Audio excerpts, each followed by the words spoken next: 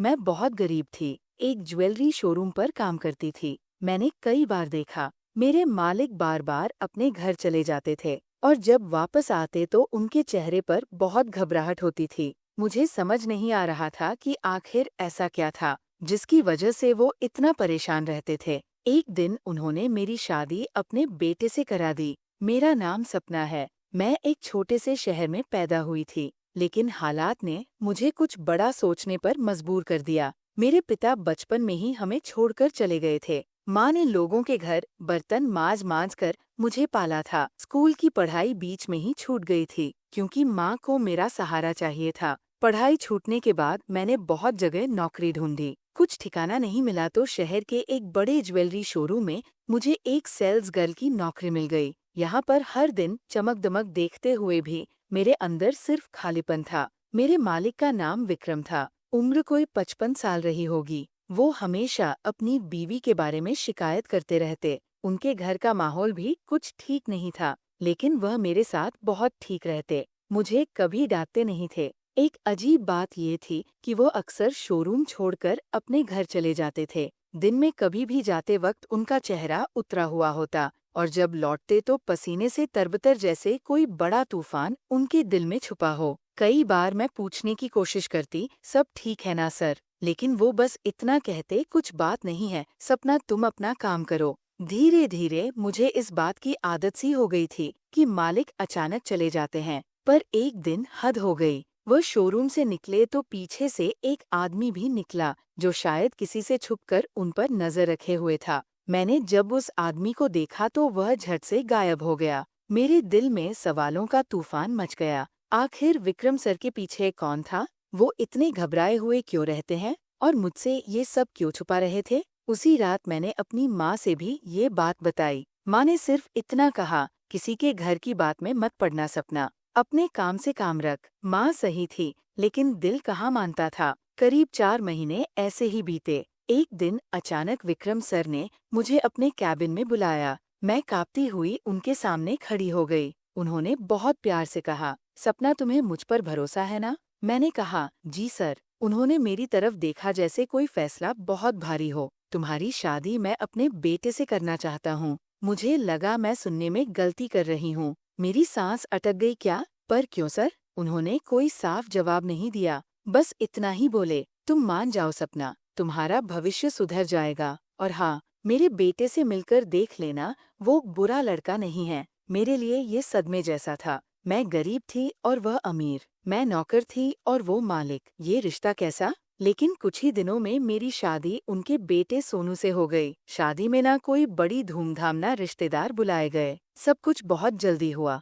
मैंने शादी के मंडप में बैठे बैठे सिर्फ एक ही चीज देखी। विक्रम सर बार बार घड़ी देख रहे थे। उनके चेहरे पर पसीना था और वह बार बार किसी से फोन पर बात कर रहे थे। सोनू चुपचाप बैठा था। उसकी आंखों में भी कोई खुशी नहीं थी। मैंने उसी पल समझ लिया था, ये शादी कोई आम शादी नहीं है। इसके पीछे कुछ बहुत बड़ा राज है। शादी के बाद मैं विक्रम सर के घर आ गई। अब मैं नौकर नहीं, उनकी बहू थी। पर घर में माहौल बिल्कुल जमा नहीं। सासू माँ मुझसे बिल्कुल बात नहीं करती थी। सोनू भी मुझसे दूर दूर ही रहता। रात में भी अक्सर वो देर से घर लौटता था। एक रात मैंने सोनू से पूछ लिया, तुम मुझसे कुछ छुपा रहे हो ना? सोनू चौंक गया और उसने मेरे सवाल का कोई जवाब नहीं दिया। बस इतना कहा, पापा ने जो किया वह मेरी मजबूरी थी। सपना, मजबूरी? कैसी मजबूरी सोनू? क्या राज था जो सब मुझसे छुपा रहे थे? शादी के कुछ दिन बाद ही मैंने महसूस किया कि इस घर में कुछ तो बहुत अजीब है।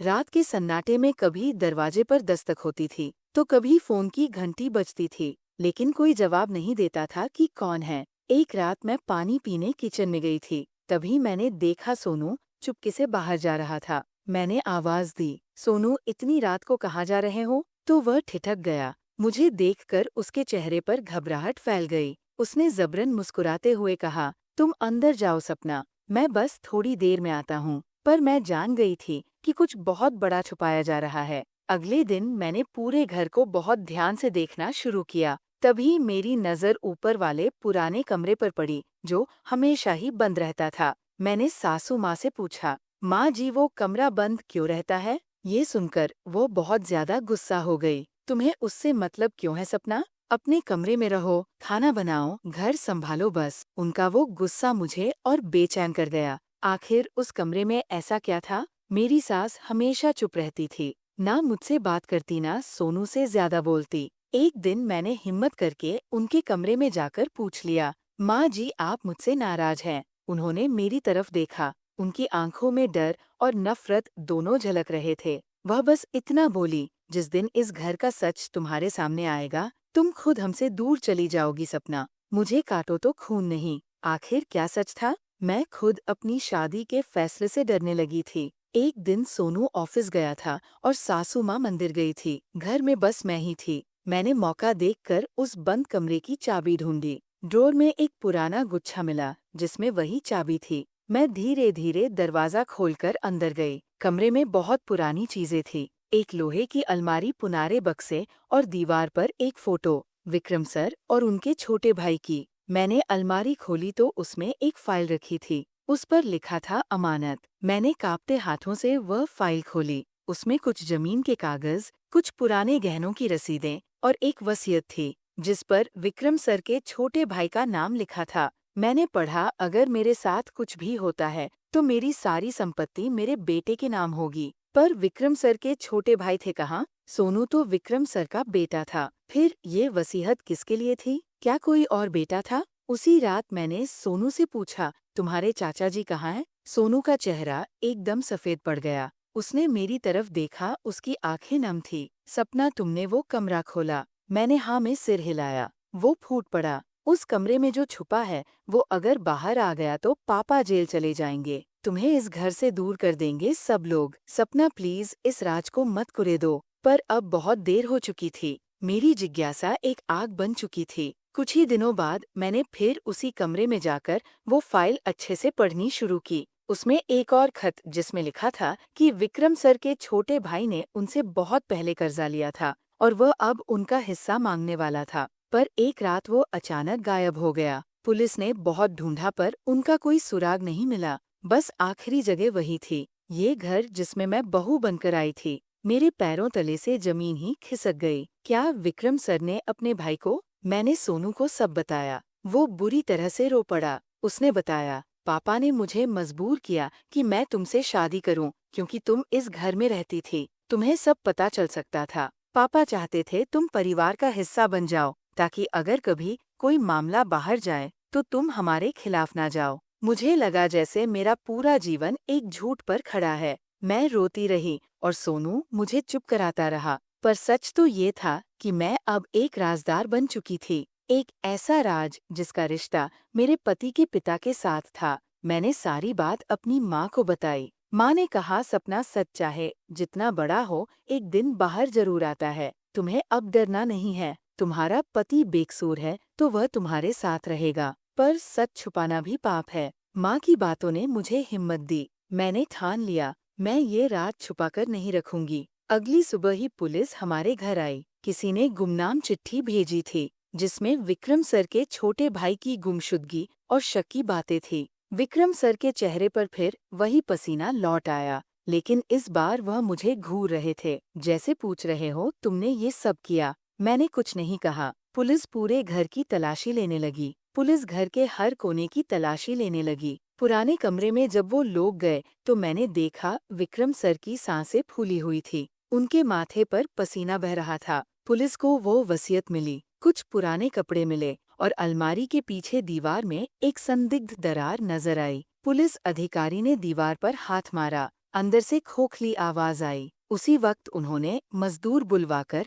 दीवार तोड़वाना शुरू कर दिया। मैं और सोनू एक कोने में खड़े थे। मेरी सासू माँ हनुमान चालीसा पढ़ती जा रही थी, जैसे उन्हें अपने किए पर पश्चाताप हो। दीवार टूटने पर अंदर एक लोहे का बक्सा निकला, जो जंग खाया हुआ था। पुलिस ने उसे खोला तो उसमें कपड़ों के साथ एक पुरानी हड्डियों की गठरी और एक पुरानी सोने की चैन थी। विक्रम सरवई जमीन पर बैठ गए। उनके मुंह से आवाज नहीं निकल रही थी। सोनू ने मेरी तरफ देखा, उसके आंसू बह रहे थे। पुलिस ने साफ कहा, ये मानव अवशेष है। ये आपके लापता भाई के हो सकते हैं। हमें डीएनए टेस्ट करवाना होगा। रातों रात विक्रम सर को हिरासत में ले लिया गया। मोहल्ले भर में सनसनी मच गई। जो आदमी सबकी मदद करता था, जो दानदाता कहलाता था, वो अपने ही भाई के कत्ल के आरोप में पकड़ा गया था। जेल जाने से कुछ दिन पहले ही विक्रम सर एक रात सपना के कमरे के बाहर खड़े थे। सपना ने दरवाजा खोला तो घबराकर पीछे हट गई।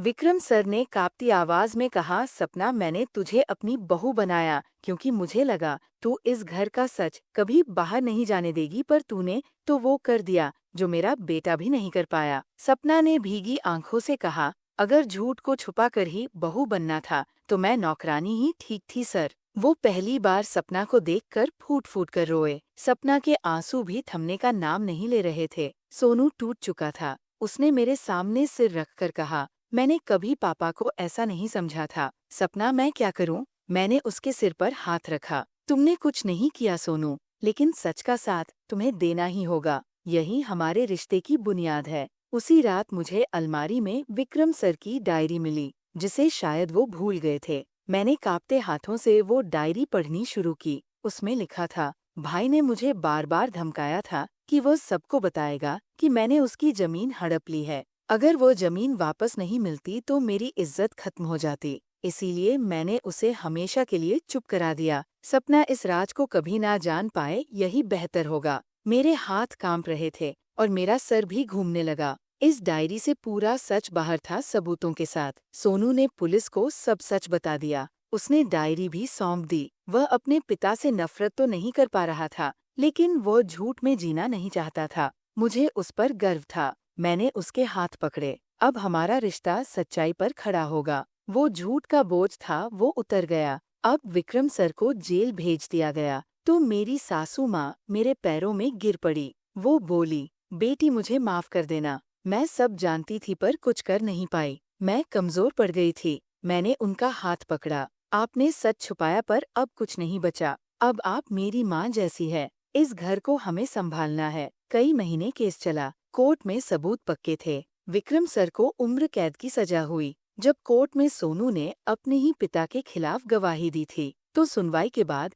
वो घंटों तक पार्क में अकेला बैठा रहा। सपना उसे ढूंढते हुए वहां पहुंची। सोनू बेंच पर सिर झुकाए बैठा था। सपना ने उसका सिर अपनी गोद में रखा। सोनू की आवाज टूटी हुई थी, पापा को मैंने ही जेल भेजा। सपना, बेटा होकर मैंने ये सब कैसे कर दिया? सपना ने उसका सिर थपथपाया। तुमने अपने पिता को जेल नहीं भेजा सोनू, तुमने एक झूठ को दफनाया है, और झूठ तो जहर होता है। उसकी गोद में सिर रखे हुए सोनू ऐसे रोया जैसे बरसों से सीने में दबा सारा दर्द आज बह गया हो। सोनू और मैंने मिलकर ज्वेलरी शोरूम को संभाला। धीरे धीरे मैंने भी काम में हाथ बटाना शुरू किया। लोग कहते थे, ये वही लड़की है जो कभी सेल्स गर्ल थी, आज इस घर की बहू है और सच के लिए लड़ गई। मैं अपने अंदर की ताकत पहचान चुकी थी। अब मुझे किसी सच से डर नहीं लगता था। एक दिन मेरी माँ मेरे घर आई थी। उन्होंने मेरी आंखों में आंसू देखे तो कहा, सपना, याद रखना, हालात चाहे जैसे हो, सच का साथ कभी मत छोड़ना। तुम्हारी गरीबी ने तुम्हें मजबूत बनाया और तुम्हारी सच्चाई ने तुम्हें विजय। मैंने माँ को गले लगा लिया। यही मेरी असली जीत थी। आज मेरे पास ज्वेलरी शोरूम है, सोनू का साथ है और हमारे बीच अब कोई झूठ नहीं है। सासू माँ मंदिर जाती थी, गरीबों की मदद करती थी। मैंने सोचा अगर उस दिन मैं सवाल पूछना छोड़ देती तो शायद आज भी मैं किसी के पाप की चुप गवाह होती। लेकिन मैंने सच को आवाज दी और वही मेरी ताकत बन गई। विक्रम सर को जेल भेजे हुए अभी सिर्फ 3 महीने हुए थे, लेकिन पूरे मोहल्ले में हमारी बदनामी फैल गई थी। कई पुराने रिश्तेदार ने हमसे मुंह मोड़ लिया। शोरूम पर भी ग्राहक कमाने लगे थे। सोनू दिन रात उदास रहने लगा। एक रात मैंने उसे खिड़की पर बैठे देखा। सिगरेट के धुएं में वह अपना सारा दर्द घुला रहा था। मैंने धीरे से उसके हाथ से सिगरेट छीनी। सोनू, खुद को यूं मत खत्म करो। जो हुआ वो तुम्हारी वजह से नहीं था। तुमने सच का साथ दिया,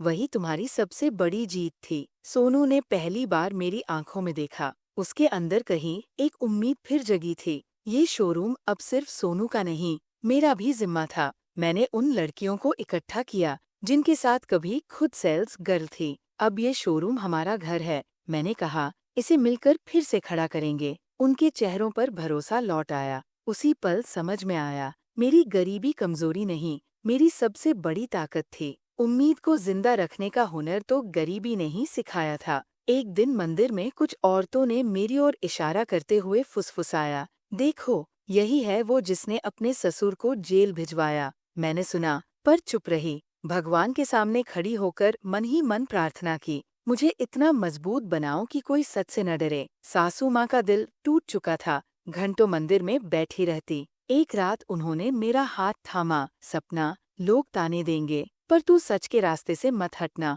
तूने जो किया सही था। उस पल वो मेरी सच्ची माँ बन गई, पर सब कुछ आसान नहीं था। सोनू के दोस्त उसे अकेला छोड़ गए थे। कई रातें वो टूट कर रोता, तुम्हारे सच ने सब कुछ छीन लिया। सपना, चुप रहते तो इज्जत बची रहती। उसके आंसू मेरी जान ले लेते। मैं चुपचाप उसके बाल सहलाती, जानती थी कि सच का रास्ता अक्सर अकेला होता है। मैंने शोरूम में नई शुरुआत की, designing class, online order, social media, वो सब जो विक्रम सर कभी नहीं कर पाए। धीरे धीरे लोग लौटने लगे। हमारे गहनों की नई डिजाइन चर्चा बन गई। देखो, सब फिर संभल सकता है अगर हार मानना छोड़ दें। मैंने सोनू से कहा। उसने मेरी आंखों में देखा, मुस्कुराया। सपना, तुमने सही नाम पाया है। तुम ही मेरा वो सपना हो जो टूटने नहीं देती, लेकिन मुसीबतों का पीछा नहीं छूटा। एक रात घर लौटते अनजान कॉल आई, तुमने जो सच खोला उसकी कीमत चुकानी पड़ेगी। मैं कांप गई। पता चला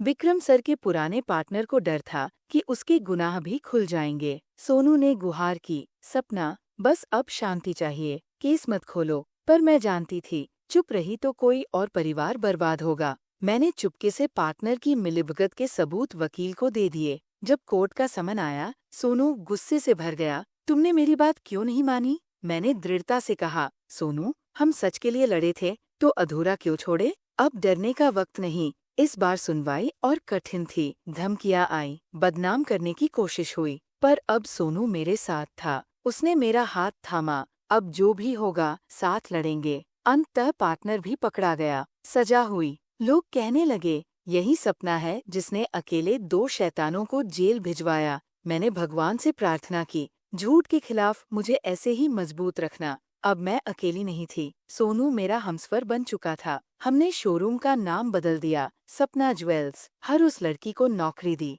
जो कभी मेरी तरह गरीब, बेबस और डरपोक थी। मैंने अपनी माँ से कहा, माँ, अब डर नहीं लगता। गरीबी ने लड़ना सिखाया, सच ने जीना सिखाया। समय बीता। कभी कभी सोनू अपने पिता की पुरानी कुर्सी पर अकेले बैठ जाता, मानो पूछ रहा हो, पापा, आप सच में गलत थे या हालात ने गलत बनाया? क्या मैं भी? मैं चुपचाप पीछे खड़ी सुनती, फिर उसका कंधा दबाते हुए कहती, सोनू, इंसान मालात के नहीं, अपने फैसलों के गुलाम होते हैं। तुमने सच चुना, इसलिए तुम कभी उन जैसे नहीं बनोगे। खुशी का एक नया पल आया। मैं माँ बनने वाली थी। सोनू की आंखों में पहली बार सच्चा सुकून देखा। उसने मेरा माथा चूमा, सपना, इस बच्चे को हम झूठ और डर से दूर रखेंगे। ये सच और हिम्मत का रास्ता सीखेगा। हमारा बेटा आदित्य हुआ, सपना की कोख से जन्मा उजाला। मैंने भगवान को धन्यवाद दिया। सासू माँ, अब मैं उन्हें दिल से माँ जी कहती, हर छोटी बड़ी बात का ख्याल रखती। वो कहती, जो बहू कभी नौकरानी थी, वही आज इस घर को नई पहचान दे रही है। मैंने उनके पैर छुए। माँ, आप न होती तो मैं इतनी मजबूत न बन पाती। मोहल्ले के ताने बंद नहीं हुए। ये औरत अपने ही घर वालों को जेल पहुंचाने वाली है। सोनू को बुरा लगता, पर अब मैं डरती नहीं थी। हर सवाल का जवाब मुस्कान से देती। सच बोझ नहीं, राहत होता है। मैंने अपनी कमाई से सपना सेवा संस्थान शुरू किया। उन औरतों को नौकरी, पढ़ाई और आत्मनिर्भर बनने की ट्रेनिंग, जिन्हें घरेलू झूठ और पाप के तले दबा दिया जाता है। मेरी माँ, मांझी और शोरूम की लड़कियां भी जुड़ गईं। ये छोटी सी शुरुआत ही तो असली बदलाव लाती है। सोनू अब पहले जैसा नहीं था। उसने पिता के नाम की छाया से बाहर निकलकर अपनी पहचान बनाई। शोरूम के डिजाइन सोनू के नाम से मशहूर होने लगे। वो हर जगह कहता, अगर सपना न होती तो मैं आज भी झूठ में जी रहा होता। ये सुनकर मेरी आंखें नम हो जाती। शायद यही सच्चे रिश्ते की सबसे बड़ी जीत थी। एक दिन जेल से विक्रम सर का खत आया, सपना, शायद मैंने तुम्हारे साथ अन्याय किया। तुम्हें अपनी शराफत की आड़ में बांधना चाहता था, पर तुमने मुझे मेरी औकात दिखा दी। तुम्हारा बेटा वो इंसान बने जो मैंने बनने नहीं दिया, सच्चा और मजबूत। माफ कर देना पापा। आंखों में आंसू थे, पर दिल में शिकायत नहीं रही। मैंने वो खत मंदिर में रख दिया। यही मेरी माफी थी। आदित्य स्कूल से रोता हुआ आया। पापा, सब मुझे चोर का बेटा कहते हैं। सोनू टूट गया। मैंने आदित्य को सीने से लगाया। बेटा, सच कभी बुरा नहीं होता। लोग उसे समझने में देर लगाते हैं। एक दिन वही बच्चे कहेंगे, तुम सबसे बड़े बहादुर की औलाद हो। सोनू ने मेरा हाथ पकड़ा। उसकी आंखें डरी हुई थीं। सपना, कभी कभी डर लगता है, कहीं मैं फिर टूट न जाऊं। मैंने उसे ढांढस बंधाया। तुम्हारा डर ही तुम्हारी ढाल है, सोनू। बस इससे लड़ना सीखो। मैं आदित्य को लेकर विक्रम सर से मिलने जेल गई। वो बूढ़े और बीमार हो चुके थे। आदित्य को देखकर उनके होंठ कांपे। उन्होंने धीरे से मेरे बेटे के सिर पर हाथ रखा। इसे कभी झूठ मत सिखाना, सपना। ये तुम्हारे सच का वारिस है। शायद वो मेरी तरफ देख भी नहीं पाए। उनके हाथ कांप रहे थे। इसी बीच मेरी अपनी माँ बीमार पड़ गई। एक रात उन्होंने मुझे बुलाया। सपना, तू अब मेरी चिंता छोड़। तू अब औरों की माँ है। तूने अपनी गरीबी को हथियार बना लिया। यही मेरी जीत है। उनके आखिरी वक्त मैं उनके बिस्तर के पास बैठी थी। उन्होंने कांपते हाथों से मेरी हथेली थामी। मैंने तुझे मजबूत बनाया था, पर तू इतनी बड़ी दीवार बन जाएगी, मैंने सोचा न था। तू हारी नहीं, तू कभी हारना भी मत। उनकी आखिरी चमकती निगाह मुझ पर टिकी रही और फिर वो हमेशा के लिए सो गई। मैंने उनका सिर अपनी गोद में रखकर कहा, माँ, तू हारी नहीं और मैं कभी तुझे हारने भी नहीं दूंगी। उस रात पहली बार बिना आंसू बहाए मैंने अपनी माँ को विदा किया। उनकी बरसी पर मैंने मंदिर में व्रत रखा और प्रार्थना की, भगवान, मुझे कभी इतना अमीर मत बनाना कि मैं झूठ से दोस्ती कर लूं, और इतना गरीब भी मत रखना कि सच बोलने से डर जाऊं। मैंने प्रण लिया, हर साल एक गरीब लड़की की पढ़ाई का जिम्मा उठाऊंगी, ताकि सच की फसल कभी न मरे। मेरे अंदर एक नई माँ ने जन्म ले लिया था। मेरी हिम्मत की जड़ें थी मेरी माँ। अब मैं खुद तना बन गई थी। एक दिन मांझी ने चुपचाप मेरे पैरों में हल्दी रखी। बेटा, इस हल्दी को पवित्र मानकर इस घर को नया आंगन अब तेरे सच से ही रोशन करेगा। मैंने अपने बेटे के झूठ को छुपाकर पाप किया था। तुझे मेरी माफी कभी मिल सके तो दे देना। मैंने उनके हाथ पकड़ लिए। माँ, झूठ ने इस घर को बांध रखा था, सच ने ही इसे फिर जोड़ा है। आप मेरी माँ हैं। अब माफी की कोई दीवार नहीं। झूठ की छाया आखिरी बार उस घर से गुजर गई। आदित्य बड़ा हो गया। स्कूल में जब पूछा जाता, तुम्हारी मम्मी ने क्या किया, वो गर्व से कहता, मेरी मम्मी ने झूठ से लड़ाई की थी।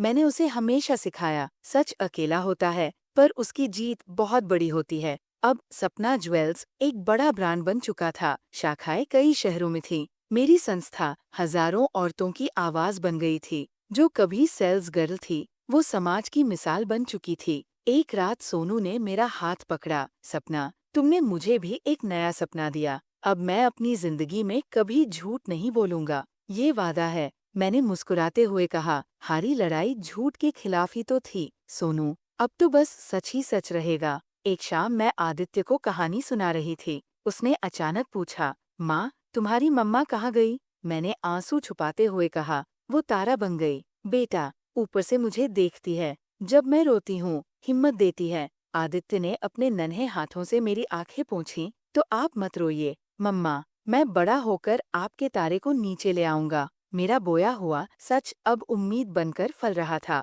समय गुजरा, आदित्य बड़ा हो गया। मेरी तरह उसने भी अपनी राह चुनी, गरीब लड़कियों को पढ़ाना, उनकी लड़ाई में उनके साथ खड़ा होना। उसे दूर से देखती तो आंखें भर आती। यही तो मेरा असली सपना था। शोरूम के उसी कोने में खड़ी होकर, जहाँ कभी सेल्स गर्ल बनी थी, मैं खुद को याद दिलाती, गरीबी हार नहीं है, झूठ हार है, सच हमेशा जिंदा रहेगा। मैंने अपनी डायरी में लिखा, मैं कभी सिर्फ एक गरीब लड़की थी, जिसने सोने के गहने बेचते बेचते सोने जैसा दिल पाया, जिसने झूठ से लड़कर रिश्तों को बचाया, जिसने अपने बेटे को सच की चाबी दी। अब जब कोई पूछता है, क्या तुमने सही किया, मैं मुस्कुराकर कहती हूँ, हाँ, मैंने वही किया जो हर सपना करना चाहिए, झूठ से लड़कर सच को अपना बनाना। जब आदित्य अपने मेरे बनाए स्कूल में झूठ के खिलाफ निबंध पढ़ता है, उसकी आखिरी लाइन होती है, मेरी मम्मी ने सिखाया, झूठ जितना बड़ा हो, सच उससे भी बड़ा होता है, क्योंकि झूठ से दुनिया चल सकती है, पर इंसानियत नहीं। पूरा हॉल तालियों से गूंज उठता है। मैं कुर्सी पर बैठी आंसू पोंछती, मुस्कुराती हूँ। मेरी आंखों के सामने पिता, माँ, सोनू, मांझी, सबके चेहरे तैर जाते हैं। अब कोई कर्ज नहीं बचा, अब सिर्फ सच है, और मेरा सपना पूरा है। एक दिन मैं आदित्य के साथ उसी पुराने कमरे में गई जहाँ से सब शुरू हुआ था। दीवार पर हाथ फेरते हुए बोली, यही वो सच छुपा था जिसने मुझे बर्बाद भी किया और फिर से बना भी दिया। मैंने वहाँ एक दीपक जलाया। अब यहाँ कोई झूठ नहीं रहेगा, बस रोशनी रहेगी। आदित्य ने मेरी हथेली पकड़ी। मम्मा, सच कभी नहीं मरेगा ना? मेरी आंखों में आंसू और मुस्कान एक साथ थे। ना बेटा, सच कभी नहीं मरता, बस चुप हो जाता है। और जब कोई हिम्मत करता है तो फिर से बोल उठता है।